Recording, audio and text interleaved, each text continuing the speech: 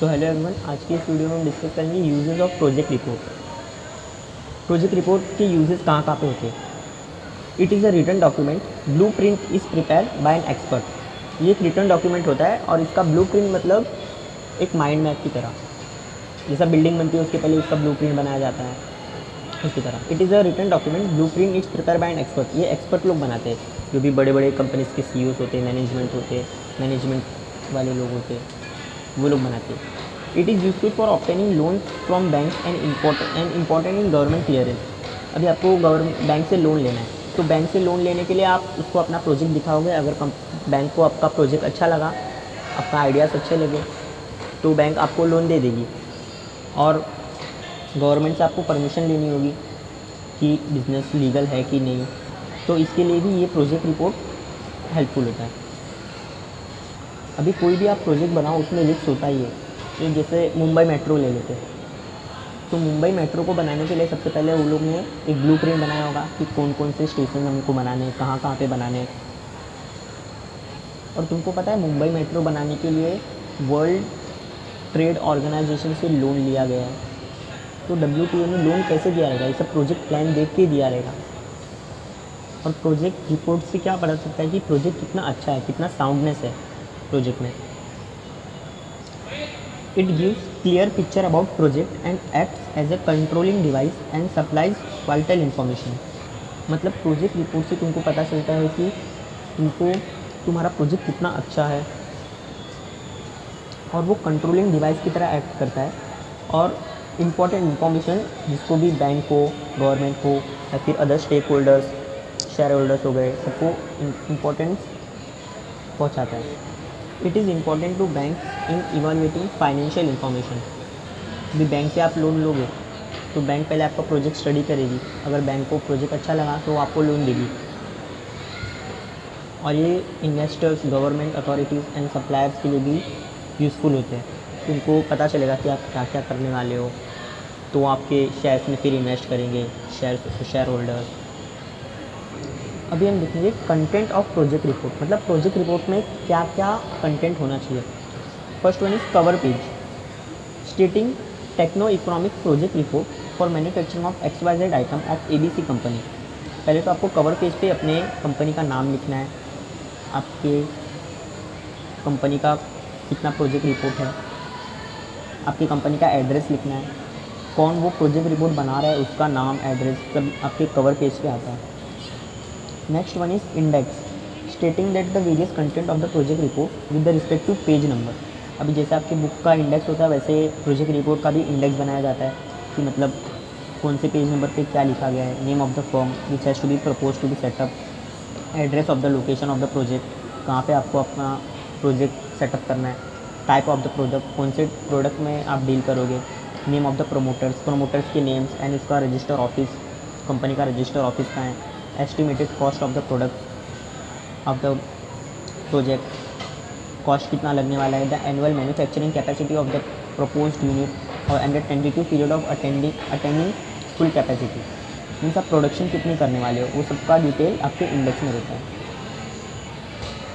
और next one is promoters and management the name, age, qualification, experience and the position of each promoter director in the propose project. वो project में कौन promoter है, उसका name, age, qualification, experience सब उस project के अंदर आना चाहिए। A brief summary may be given about the association concerned firm where the director promoters are currently connected। कौन से अभी फर्म में करंटली ये प्रमोटर्स अभी काम कर रहे हैं उसका detail. Project outline next one is project outline the type of product that the project will B manufacturing, the description of basic raw material कहाँ से लाने वाले, कितने कौन कौन से रॉ मटेरियल चाहिए, वो सब आपने इस प्रोजेक्ट के अंदर मेंशन करना है। कौन सी मशीनरी आप यूज़ करने वाले हो, ऑटोमेटिक, सेमी ऑटोमेटिक, वो भी आपको प्रोजेक्ट के अंदर मेंशन करना है। फिर next point is product and market potential the utilization of plant capacity, आप प्लांट को कितना यूज़ करोगे, आप लेबर कितने लगाओगे, the quantity of production on yearly basis, means आप ईयर में कितना क्वांटिटी प्रोड्यूस करोगे, the type of consumer group that will be buying your product, आपके प्रोडक्ट कौन कौन से कंज्यूमर ग्रुप बाय करेंगे, जैसा कि कोरुग्रेटेड बॉक्सेस मतलब वो कार्टून का बॉक्स, वो कौन कौन से कंज्यूमर बाय करेंगे, food processing sector, consumer durable companies, FMCG companies, FMCG means fast moving consumer goods, industrial product etcetera. अगर बिज़नेस का कोई पहले से ही कोई सेटअप है तो उसके बारे में भी जानकारी देना पड़ेगा। आप अपने प्रोजेक्ट को डिस्ट्रीब्यूट कैसे करोगे, डायरेक्ट और indirect means to wholesaler, retailer और direct. Next point is manufacturing process. आप रॉ मटेरियल कहाँ से लाओगे, the main raw material and supporting material और parts that will be required to produce the product. The next point is the various process और stages through which the process will pass, मतलब आपका product बनने के लिए कितने stages से पास होगा। The procedure and quality control will be undertaken. The type of effluents that will arise from the manufacturing process. Effluents mean waste, तो आपको उसको मतलब जो भी गंदा पानी होता है, कचरा होता है, उसको आप कैसे ट्रीट करोगे, वो सबकी डिटेल प्रोजेक्ट रिपोर्ट में देनी होती है। Next point is location. The address where the propose project will be located. The access by rail, road and other means of transport, mean कौन सा स्टेशन नज़दीक है वहाँ से, कौन सा बस डिपो नज़दीक है। द एड्रेस कहाँ पे आपका प्रोजेक्ट है उसका address. The type of area, backward area में आप सेटअप कर रहे हो कि डेवलप एरिया में, जैसे मुंबई हो गया, थाने, पुणे। द कंसेशन और सब्सिडी, आपको कोई सब्सिडी मिली है with the project will be getting due to such location. अगर आप रूरल एरिया में सेटअप कर रहे हो तो आपको वहाँ से कुछ सब्सिडी मिली है गवर्नमेंट की तरफ से। The availability of skill and unskilled workforce, आप कौन से लेबर रखोगे, स्किल वाले लेबर रखोगे कि unskilled. The proximity to the source of raw material, मतलब रॉ मटेरियल कहाँ से लाओगे, कौन सा रॉ मटेरियल लाने का जगह एकदम नज़दीक है। The proximity to the market where the product will be supplied, means आप अपने प्रोडक्ट को कहाँ पे बेचोगे।